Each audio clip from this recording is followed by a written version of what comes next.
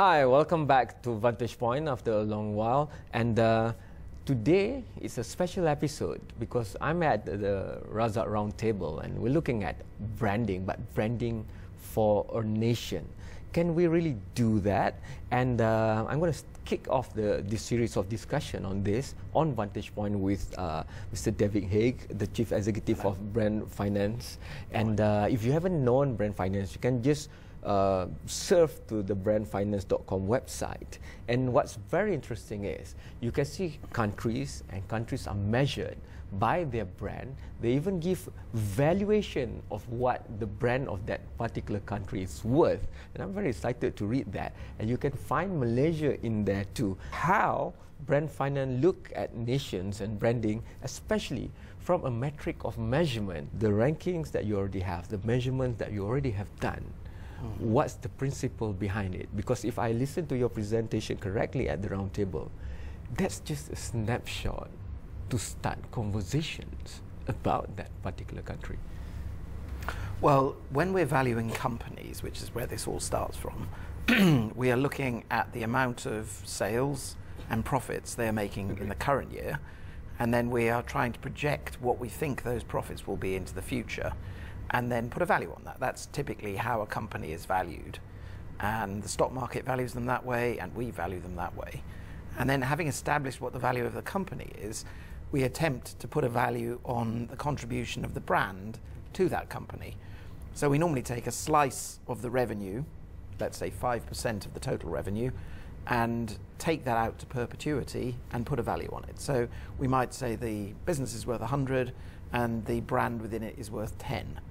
Now, although we spend a lot of time looking at emotional factors, in the end, our job is to measure financial outcomes. Agreed. People want to know whether their brand is worth X and whether they can make it worth more and by how much more it's grown. And so we do all the boring financial stuff because people want to know whether their brands are growing. Now, a few years ago, we were asked, could we apply that thought process to countries? And we said, in principle, yes, there's no reason why not. Yes. If you take all of the aggregate of companies in a country and add them all together, you get the GDP. So in a sense, it's very similar. And so we adopt exactly the same process in arriving at a country's brand value as we do in arriving at corporate brand values. So here at this roundtable, we hear that for branding of a nation to work, internally, the system must process, understand, and then believe in it. But the way ranking works, it comes from outside, and then you look at it, and this is where we are ranked. So have you got this response to what you're doing before? Well, as you say, it is just a measure at a point in time. And you know, whether you're measuring a company or a country, whether you're measuring a brand or another asset, it's always just valued at a point in time. Yes. The interesting thing is to get into dynamic analysis to say, how could we make it worth more? Now, in the context of a company, we might be looking at a company with 10 brands and say, well, 5 of them are more dynamic than the other 5, and so we'll put more emphasis behind those 5 than these 5 in order to grow the value faster. Yes. And there is a strong equivalence with the way you look at a country. If you look at a country, it will have a portfolio of economic interests from manufacturing to agriculture to tourism, and there will be lots of different segments. Yes. And it is sensible from an economic planning point of view to put the emphasis behind the ones that are going to grow fastest, to grow GDP quicker. So there is a very strong equivalence between the two, though obviously when you're looking at countries, it's different because they're more complex, they're bigger, there are more issues going around. Yes. I've heard the names of countries like New Zealand, Canada, South Korea being mentioned, and these are countries who have really put the impetus of branding as a national initiative. But how do you benchmark Malaysia, looking at the ranking that's been done, the measurement that your company has done, and where would you put us in terms of the strength of the branding of Malaysia, and also maybe the capacity for that to generate more wealth? Well, in terms of all brand valuations we do, when we are benchmarking the strength of the brand as opposed to the absolute value, we look at inputs, you know, what is it that's generating a stronger brand? outputs, what's it achieving, and then in the middle we look at attitudes. And so you need to look at market research to say, are people's attitudes gradually improving towards that country? And we go to a variety of sources, from the IMF to the World Economic Forum and to IMD and various people, and we put those measures together and do a balanced scorecard and say, over a number of years, the score is improving. Now, in the case of Malaysia, over the last 4 or 5 years, on our methodology, it started off as a single A brand. It's now a AA minus brand, and the US brand is only a AA. Yes. So it clearly is strengthening on quite a lot of different measures. But if I take one single thing from branding, it's about perception. And how do you look at perception vis-a-vis the ranking that you have? Because if it's just a snapshot in time, the conversation will continue, but the conversation will have to be directed by the snapshot that has been taken. Well, I mean, one of the points is that continuous tracking is the best way of assessing the performance of any entity, whether it's a brand or a company or a country. And so the snapshot might be at one point in time now, but if you are taking that snapshot every month or every 3 months for a 5-year period, you can see how things are moving. And, you know, one of the key things you always do is what you're looking, at the end of the day, you're looking to see an economic response. So customers, consumers, or different stakeholders behaving in a particular way because they like this brand better than that brand. Yes. So in the end, you're looking for an economic response from them. Okay. In order to predict the economic response, you need to see how their favorability or preference for that brand is growing. And you can decompose that down into the things that drive preference. Okay. Now, for example, if we were looking at Malaysia and we were looking at it in terms of the tourism industry, there are a number of things that people are looking for when they are looking for a tourist destination. Yes. You know, beaches, clean sea, sun, etc., etc. Friendliness. How well do you perform? How well are you perceived to perform compared with the others in the market? And very often what you find is that perceptions are divergent from reality. Yes. So people might not think you're very good when in fact you are good, or they might think you're very good when you're not. And the art of brand management is to find those things where you are underperforming and see if you can fix them, then communicate it, or where you are outperforming but people don't realize it, communicate that fact to them. So it's both a science where you have to calculate and measure it perfectly well. At the same time, it's also an art to manage the perception. I have to go for the first commercial break.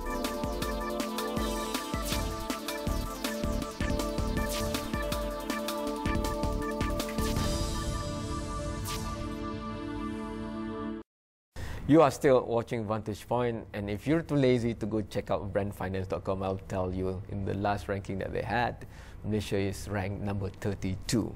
And I'm here with David Haigh, and he's going to tell us more about that. And we're deconstructing or deciphering why Malaysia is at number 32 now. So what is the strength, or what are the strengths that you can suggest to us, looking from the outside, that we should look at, because we can't do everything.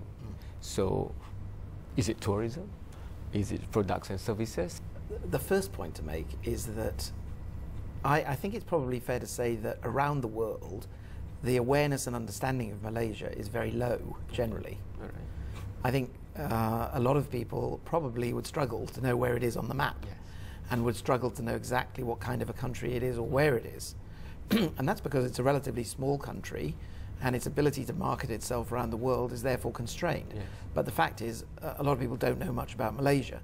Now, economically, that is a bad thing, because if you're producing high quality agricultural products or manufactured products or services or banking, and they don't know anything about Malaysia and they don't know what it's good for, then the chances that they're going to have a preference or favor Malaysia will be low. Yes.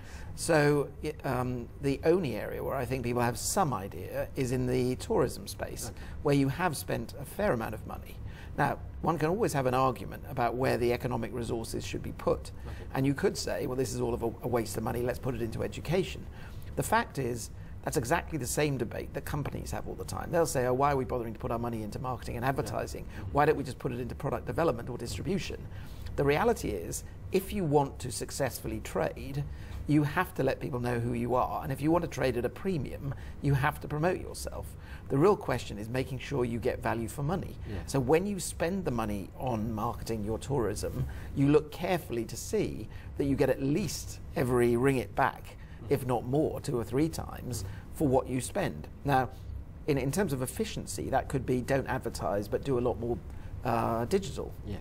But either way, you do need to spend the money. But I think you need to spend money against products and services coming from Malaysia. At the moment, they are not seen to be premium products because most people don't even know about them. So there's a lot to learn from South Korea. In 1970s, their industrial master plan, their high impact industry master plan, their economic master plan were a lot similar. If not Malaysia had done it first, we did it at the same time. But however, 3-4 decades onwards, they are very far ahead.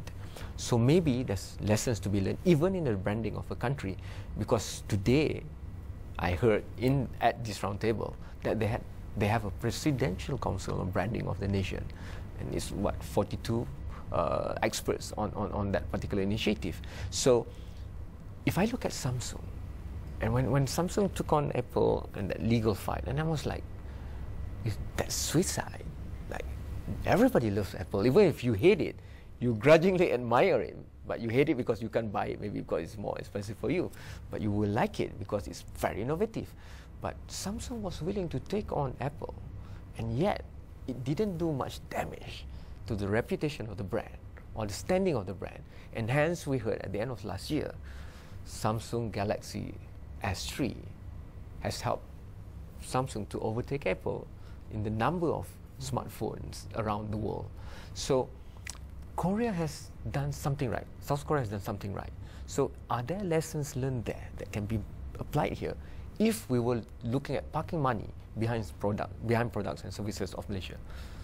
I think there are definitely lessons to be learned, and I think the point that you make is interesting in that large Korean companies have created an image of Korea.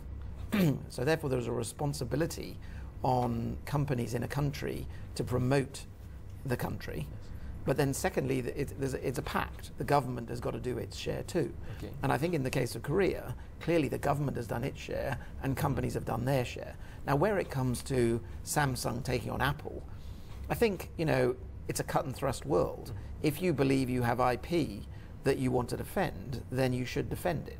And I think Apple and Samsung, they've been having a big fight. Most people don't really know all the ins and outs of it technically.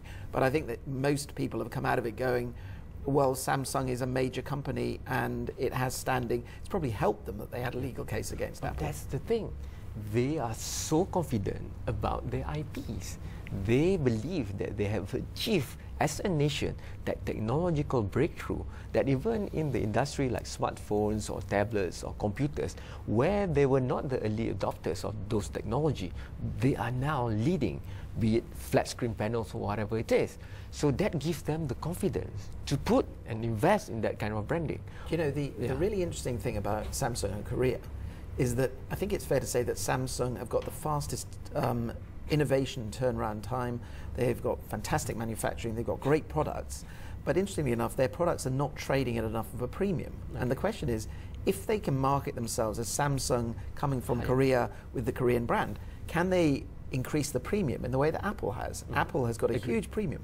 Now, I think that's where branding comes in. People go, oh yes, Korea is where you go and get those handphones from, because that's where all the great ones come from.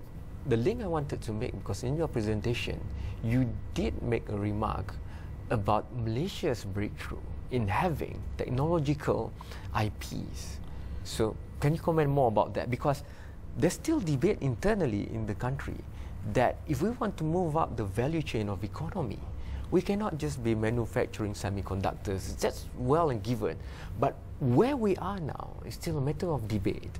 And it's very interesting to hear from you because you directly measure all this stuff. So nearly 50% point of the economy net worth, or where are we in terms of the technological? If you actually look at the aggregate value of all stock market companies in Malaysia, and you take their balance sheets and you look at their balance sheets and look at what is tangible, plant equipment, buildings, and so on, and compare that with the total value, you find that 50% is tangible and 50% is intangible. Okay. Now, because there are a whole range of sectors, there's a whole range of different intellectual properties that could be in there. You know, some of them are things like drilling rights. Okay. Some of them might be, spectrum rights with a telecom company. But quite a lot in there will be manufacturing IP, patents, trademarks, and so on. So Malaysia is already well advanced. The thing about Malaysia, though, is that it's a very big source of primary products, you know, rubber, palm oil, and so on. It is not doing enough, in my opinion, to build value into its own share of the action. The products are shipped somewhere else, and someone else turns them into high-value brands. That is what Malaysia should be doing for itself. Okay. I think you're talking about a small country down south, but I have to go for the second commercial break. But once we are back, let's learn from the closest neighbor, Singapore. Because there's no question, you won't say that about Singapore, that anywhere around the world, probably at least one person you meet will know where Singapore is. Because it's such a small nation, but they've achieved so much. That alone is a reputation that you cannot buy. So let's discuss that and more, because I also want to link that, because at this round table, a lot of time was also spent to look at transformative leadership and whatever economic output you give out. But if people look at the leadership of your country, that will probably skew things to another set of direction altogether. So we'll discuss that after this short break.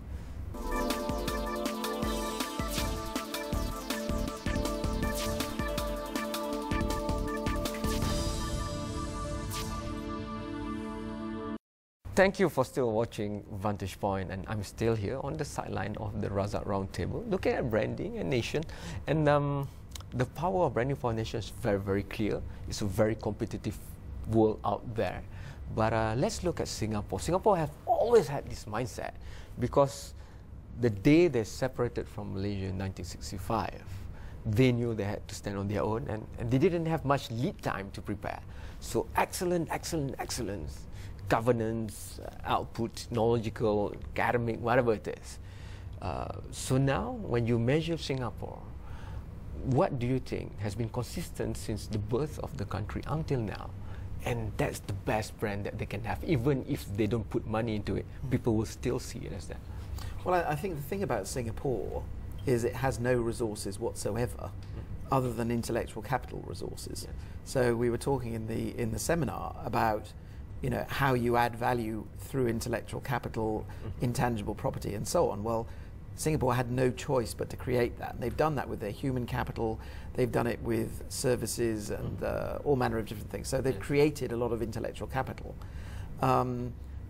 I know that here in Malaysia, there's a lot of rivalry with Singapore, but the way I would look at it Friendly is competition. It's actually a very interesting case study, Yes. because Malaysia could be massively more successful than Singapore if it adopted some of the things that Singapore has done. And I think the primary thing that Singapore has done is very long-term central planning of what they're trying to achieve, and putting a lot of resources behind focused promotion of that. So, you know, when they wanted to be a transport hub, they focused on that. When they wanted to be a shipping hub, they focused on that. Then they wanted to be a pharmaceutical hub. Yes. So they're very, very disciplined about looking at what they're trying to do, targeting it, and then promoting it. And I think there's an interesting lesson there. Now, whether that is so easy in a large, diffuse, you could argue more democratic country than Singapore. Singapore is effectively a benevolent dictatorship. Really. I mean, it's been run very tightly to its own economic benefit. Yes. And the question is how much of that central planning can now help drive Malaysia to the front rank of leading countries in the next century. Whenever we talk about central planning, it always amazes me, no matter how many conferences or whatever discussion I have, at the end of the day, it will come back to the names of a few individuals that lead that particular institution or country in this matter. So Singapore had Lee Kuan Yew, and Malaysia will equate the rise of Malaysia from agriculture-based nation to industry, to Tun Mahathir.